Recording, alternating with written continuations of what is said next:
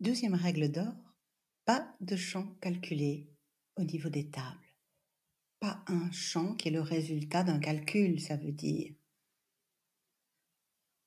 Donc on ne va pas créer un champ nom et prénom du réalisateur, puisqu'on a déjà un champ nom du réalisateur et prénom du réalisateur, et qu'on peut calculer, entre guillemets, ici déduire le champ nom et prénom. Pas de choses qui donc peuvent varier aussi dans le temps et que vous devriez modifier régulièrement.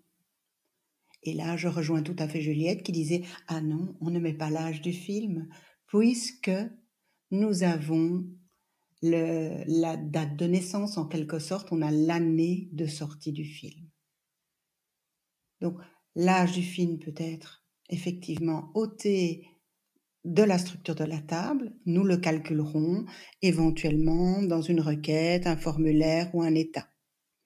Nous reste-t-il d'autres champs calculés dans notre liste de champs? Vous vous doutez qu'à la manière dont je pose la question, il reste effectivement un champ calculé. Calculé ou déduit. Ça veut dire qu'il reste un champ qu'Access pourrait déduire en fonction d'autres données déjà encodées. Allez, cherchez bien.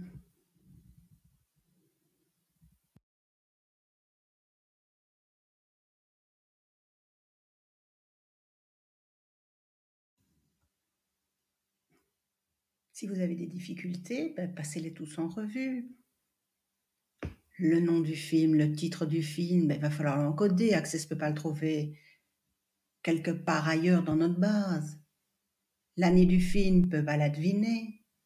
Le genre, la description du genre, quel réalisateur, tout ça, il ne peut pas deviner. Par contre, nous n'avons pas tous les films dans notre club de cinéphiles. Il y a quelques fois où nous avons vu un film que quelqu'un a amené. Mais les films que nous avons une date d'acquisition.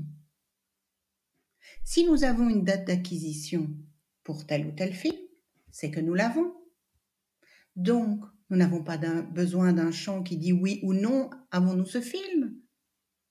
Puisque ce champ peut directement être déduit de la date d'acquisition. Donc ça, c'est un champ qui peut être calculé. Pas besoin de définir un champ copie oui non dans notre table.